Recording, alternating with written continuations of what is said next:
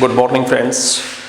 NPO के इस part में हम सबसे जो इम्पोर्टेंट एस्पेक्ट है एनपीओ का यानी कि सब्सक्रिप्शन, आज हम उसे स्टडी करने वाले हैं। आपने सुना होगा, बचपन में नानी एक कहानी सुनाया करती थी कि एक राक्षस था और उस राक्षस की जान एक तोते के अंदर थी। अगर कोई उस तोते को मार देगा तो समझो उसने राक्षस को मार दिया। ठीक बिल्कुल ऐसे ही एनपीओ का जो क्वेश्चन है उसकी जान भी सब्सक्रिप्शन नाम के तोते में ही फंसी हुई है। तो हम सब्सक्रिप्शन पे आते हैं। हमने फर्स्ट क्लास में स्टडी किया था कि रिसीट एंड पेमेंट अकाउंट की रिसीट साइड में आपको सब्सक्रिप्शन लिखा हुआ मिलेगा और सब्सक्रिप्शन को हम रेवेन्यू आइटम के रूप में ट्रीट करेंगे, क्योंकि मेंबर्स क्लब के अंदर अपना कंट्रीब्यूशन रूटीन में देते रहते हैं। तो यह एक रिकरिंग नेचर के आइटम है, बार बार आने वाली इनकम है, इसीलिए हम इसको income side of income and expenditure account में शो करते हैं। रिकरिंग इनकम, रेवेन्यू आइटम, तो इसलिए कहां शो करेंगे? Income side of income and expenditure account. लेकिन इतनी आसान बात भी नहीं है कि हम सारा बस इनकम साइड में लिख दें और काम हो गया खत्म। नहीं, यह सब्सक्रिप्शन की जो आपकी आइटम है यह मैक्सिमम 5 प्लेसेस पे, 5 जगह पे प्रभाव डाल सकती है क्वेश्चन में। कहां पे? ओपनिंग बैलेंस शीट की असेट साइड और liability side, closing balance sheet की असेट साइड और लायबिलिटी साइड, 4 साइड तो ये हो गई, और 5वीं इनकम साइड के लिए तो आपको कैलकुलेट करना ही है कि सब्सक्रिप्शन ड्यूरिंग द ईयर हमने अर्न किया कितना है। अब यहाँ पे एक कंसेप्ट है, हमने 11th क्लास में कैश बेसिस ऑफ अकाउंटिंग और एक्रूवल बेसिस ऑफ अकाउंटिंग पढ़ा था। आपको कुछ तो याद होगा, मैं आपको थोड़ा रिवाइज करा देता हूं, रिमाइंड हो जाएगा। कैश बेसिस ऑफ अकाउंटिंग में तो हम क्या करते हैं भाई, जो आ गया वो हमने नोट कर लिया रिसीट साइड में, और जो हमने दे दिया कैश में वो हमने पेमेंट साइड में लिख दिया। यानी कि हम कैश बुक में लिखते थे, वो हमारे पास रिसीट एंड पेमेंट अकाउंट काम कर ही रहा है कैश बुक का। हमने फर्स्ट क्लास में इसको स्टडी किया ही था एनपीओ की।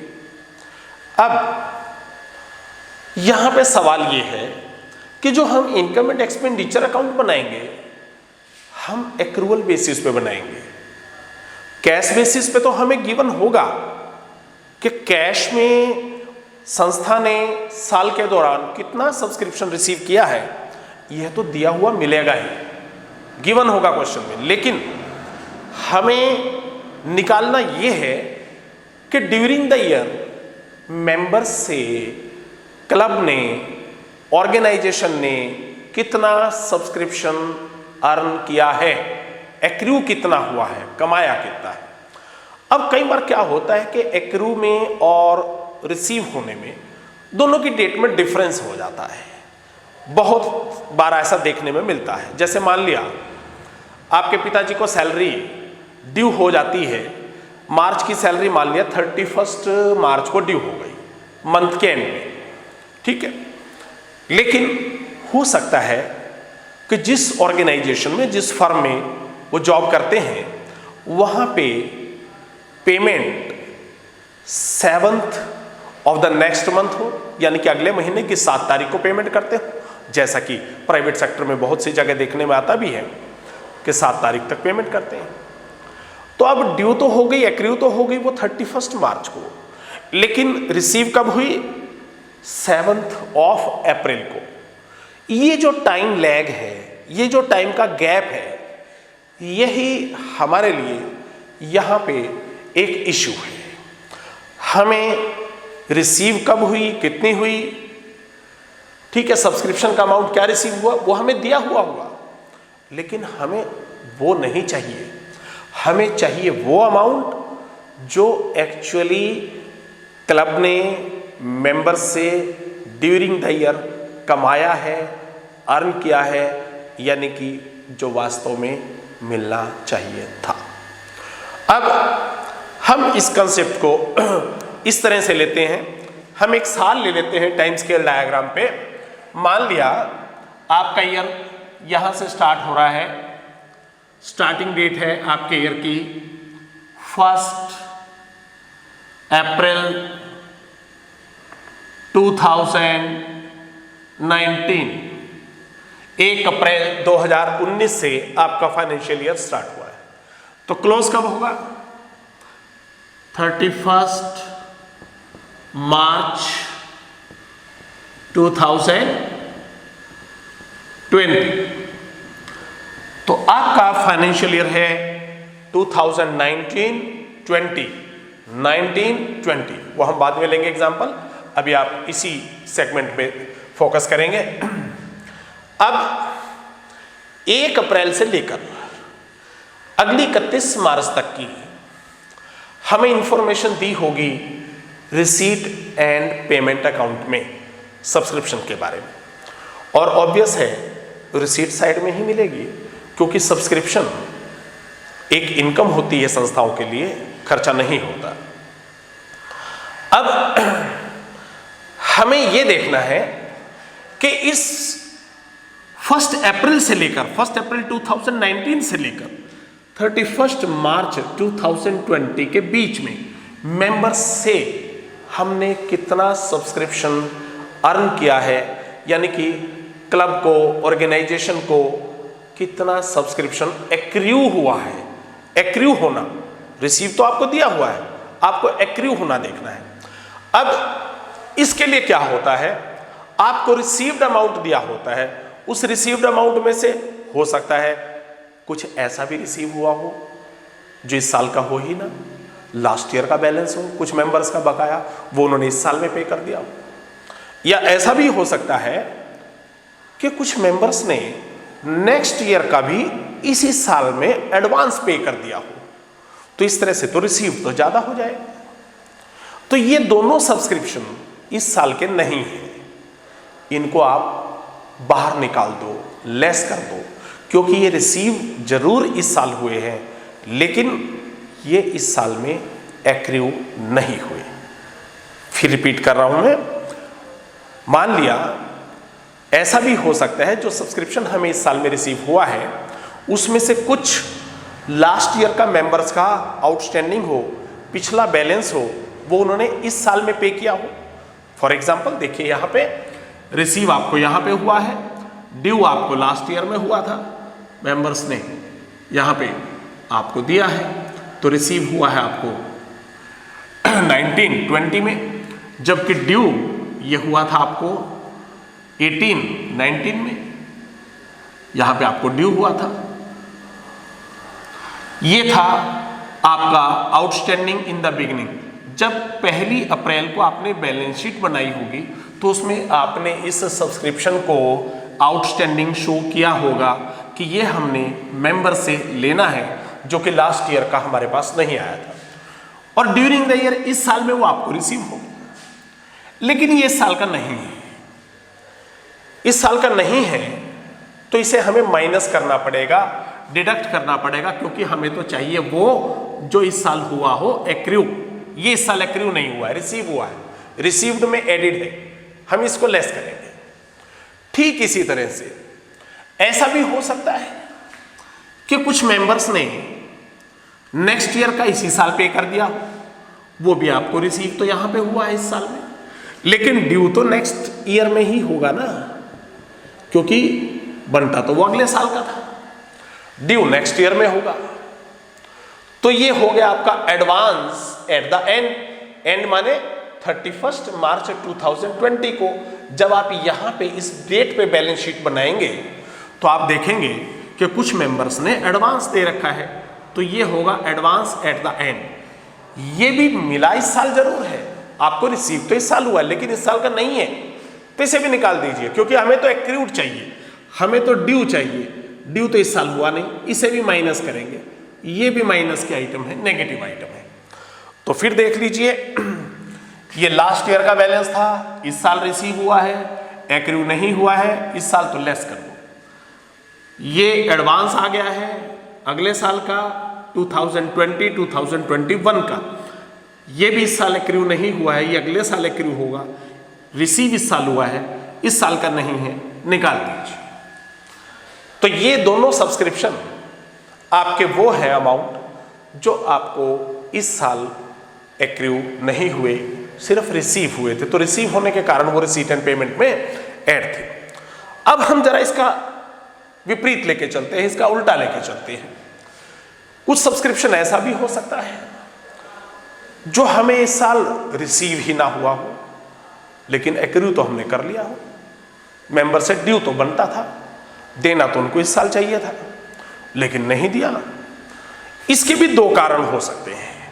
पहला हो सकता है कुछ मेंबर्स ने अपना इस साल का सब्सक्रिप्शन जो ड्यू तो यहां पे हुआ है इस साल में, लेकिन उन्होंने पे पिछले साल कर दिया हो, आपने लास्ट ईयर ही रिसीव कर लिया हो, पिछले साल ही उन्होंने दे दिया हो, लेकिन एक्रू तो इस साल हुआ है, बनता तो था देना इस साल में। तो क्या वो मेंबर्स आपको दोबारा देंगे इस साल में वो सब्सक्रिप्शन, क्योंकि वो तो लास्ट ईयर दे ही चुके हैं। तो ये सब्सक्रिप्शन ड्यू तो इस साल हुआ है, एक्रू तो इस साल का है, और मैं फिर बता रहा हूं जो इस साल का एक्रूड है वो हमें इस साल में लेना है, लेकिन कैश में नहीं आया, पर फिर भी हम इसको प्लस करेंगे क्योंकि एक्रूड तो ये 1920 में ही हुआ है। तो ये वो सब्सक्रिप्शन था जो पिछले साल ही दे दिया था, इस साल से संबंधित था, अर्न इस साल हुआ है, एक्रू इस साल हुआ है, लेकिन एडवांस में दे दिया था। तो ये सब्सक्रिप्शन क्या हुआ? Advance in the beginning. तो जब आपने 1 अप्रैल 2019 को बिगिनिंग में जब बैलेंस शीट बनाई होगी तो आपने इसको एडवांस सब्सक्रिप्शन के नाम से लिखा होगा कि ये अगले आने वाले वर्ष का आपको एडवांस में मिल चुका है। लेकिन एक्रू इस साल हुआ है तो हमें तो एक्रू इस साल का लेना है, ठीक है, एक्रूअल बेसिस पे हम अकाउंट्स बना रहे हैं, तो इसलिए हम इसको प्लस करेंगे। रिसीव ये हुआ नहीं है, रिसीव पिछले साल हो चुका है। ठीक इसी तरह से हो सकता है कुछ सब्सक्रिप्शन जो इस साल ड्यू हुआ हो और मेंबर्स ने अभी तक भी ना दिया हो, वो हमें अगले साल रिसीव हो, रिसीव हमें अगले साल में, तो इस साल कैश में तो जुड़ा नहीं है। तो रिसीव्ड सब्सक्रिप्शन जो आपको गिवन होगा उसमें ये अमाउंट तो ऐड है नहीं, लेकिन अर्न तो संस्था ने इस साल में किया है, ड्यू इस साल में हुआ है, रिसीव नहीं हुआ तो भी कोई बात नहीं है, आप इसे भी प्लस करेंगे, ऐड कर देंगे, क्योंकि हमें चाहिए एक्रूड। रिपीट कर रहा हूं, एक बार फिर देख लीजिए। हमारा साल है 2019-20, starting from 1 April 2019 and ending on 31 March 2020।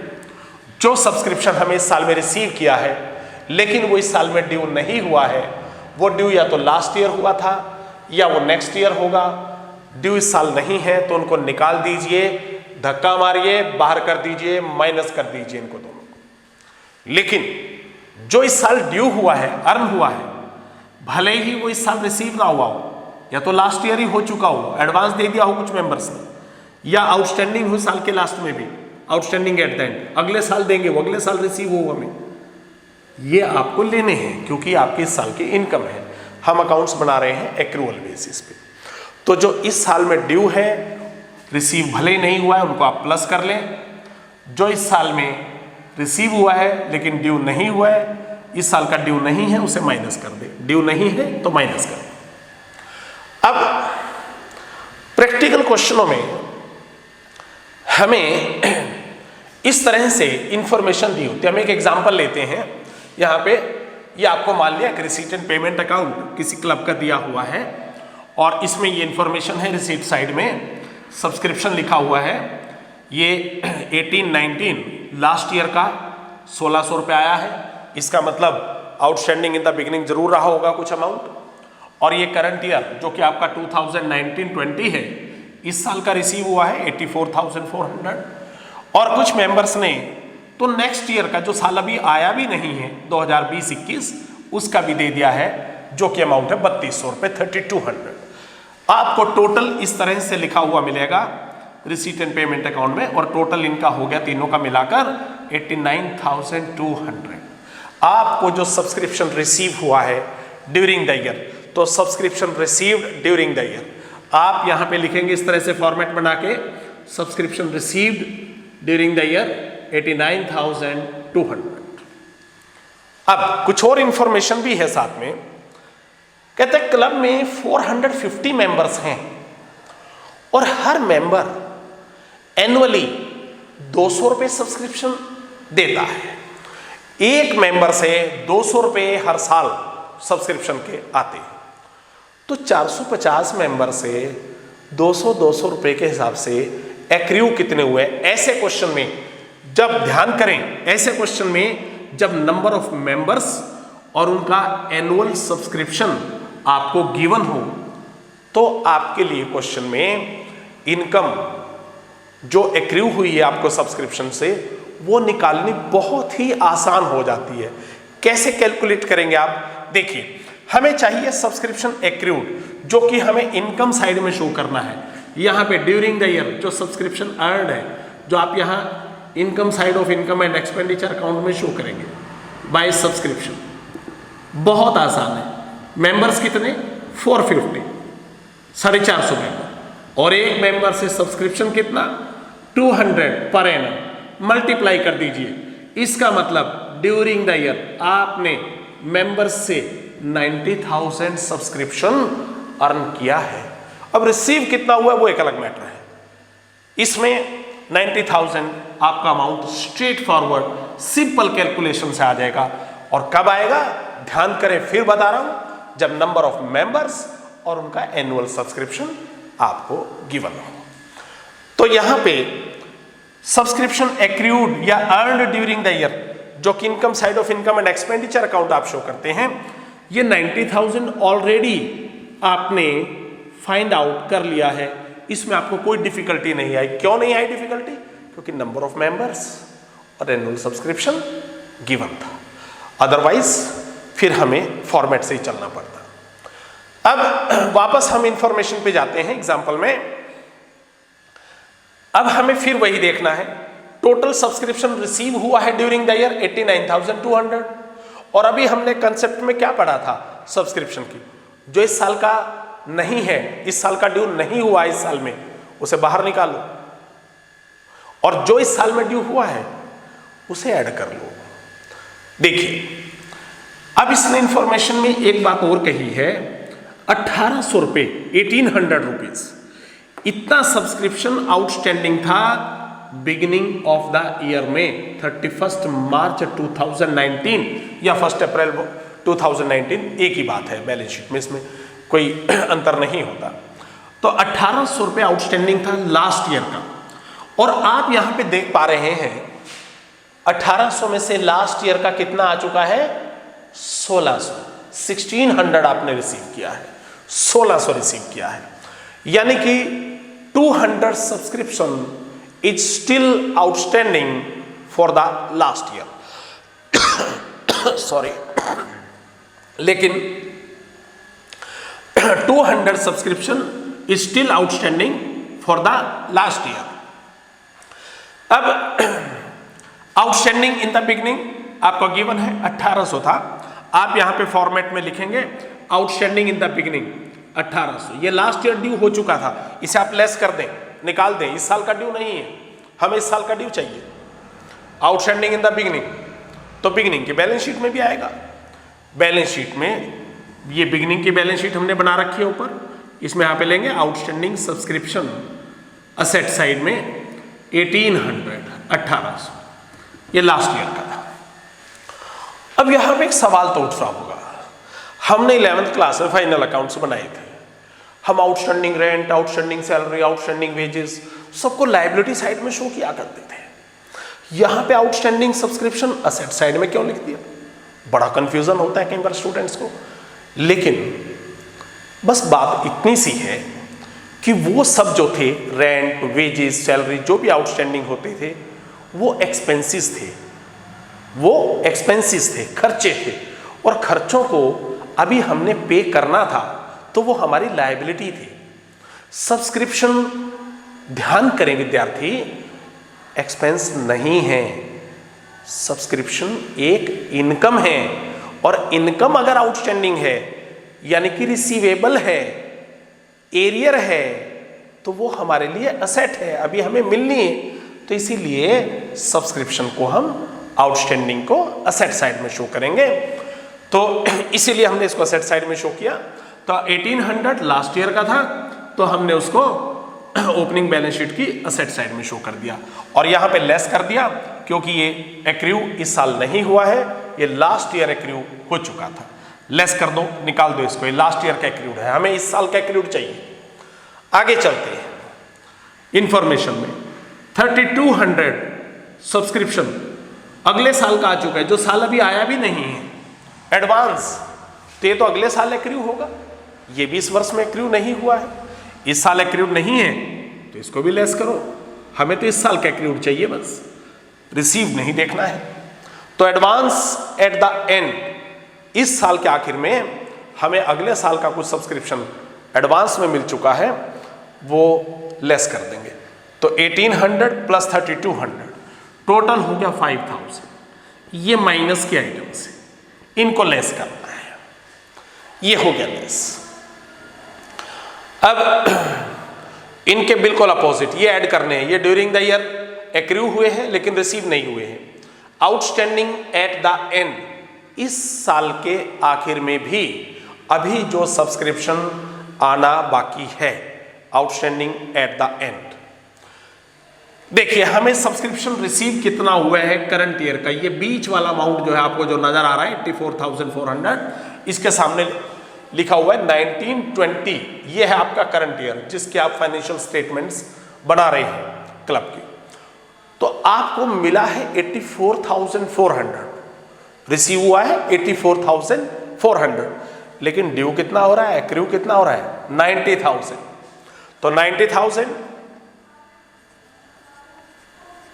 Minus 84,400 जो रिसीव हो चुका है आपको इस साल का, इसमें से लेस कर दें तो 5600 इस साल का अभी भी आउटस्टैंडिंग है, आउटस्टैंडिंग फॉर 1920, 2019-20 का जो आउटस्टैंडिंग है ये आपका 5600 है।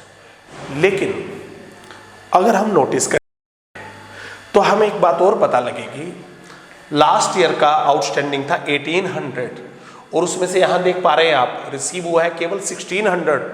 तो यानी कि 200 रुपये किसी एक मेंबर का अभी लास्ट ईयर का भी है जिसने पिछले साल भी नहीं दिया था और वो इस साल भी नहीं दिया है, तो 200 रुपये वो भी अभी बैलेंस शीट में आपने शो करना है। 200 स्टिल आउटस्टैंडिंग फॉर 2018-19, 2018-19 का है 200 रुपये। तो टोटल आउटस्टैंडिंग आपका दोनों का मिलाकर बनेगा 5800।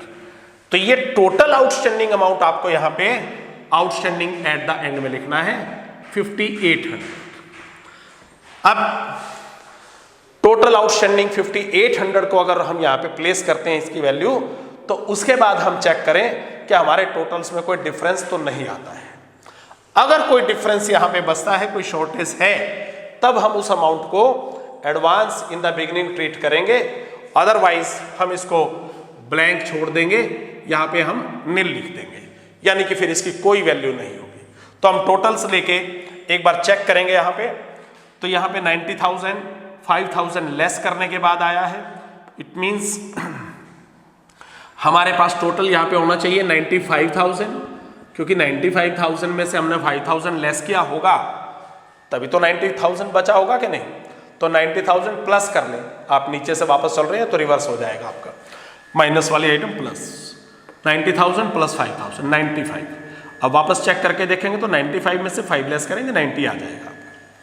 अब इन दोनों का डिफरेंस चेक करें आप, यहां पे डिफरेंस एग्जैक्टली 5800 आता है और 5800 वैल्यू हमारे पास है, तो यानी कि यहां पे कोई शॉर्टेज नहीं है। तो it means advance in the beginning की वैल्यू हमारे पास 0 है, कुछ भी नहीं है। क्योंकि 5800 से हमारा आंसर जो है वेरीफाई हो रहा है यहाँ पे। और ये आइटम बहुत से क्वेश्चनों में आपको मिलेगी भी नहीं, प्रैक्टिकली कई बार नहीं होती इसकी वैल्यू। अब ये 5800 total outstanding at the end है, तो ये एंड वाली बैलेंस शीट में भी आना चाहिए। ये है बैलेंस शीट आपकी एट द एंड, और असेट साइड में आता है। अभी हमने बात की थी कि आउटस्टैंडिंग सब्सक्रिप्शन इनकम होती है, रिसीवेबल है, अमाउंट आपको अभी मिलना है, तो आपकी असेट है, इसको लिखेंगे यहाँ पे। अब 1800 आउटस्टैंडिंग इन द बिगिनिंग था, तो बिगिनिंग की बैलेंस शीट की असेट साइड में आ गया। Advance at the 5800 sorry 1800 outstanding in the beginning था, बिगिनिंग की बैलेंस शीट के असेट साइड में आ गया। और 5800 आउटस्टैंडिंग एट द एंड था। ध्यान करें, टोटल आउटस्टैंडिंग हमने लिया है 200 रुपये, जो लास्ट ईयर का था वो भी हमने ऐड कर लिया है, उसको हमने क्लोजिंग बैलेंस शीट में लिखा, एंड वाली बैलेंस शीट में आउटस्टैंडिंग एट द एंड। एक अमाउंट और भी है, advance at the end, and है तो एंड वाली बैलेंस शीट में आएगा। और ये एडवांस हम शो करते हैं लायबिलिटी साइड में। ये एंड की बैलेंस शीट है, एडवांस सब्सक्रिप्शन इसकी लायबिलिटी साइड में लिखेंगे 3200।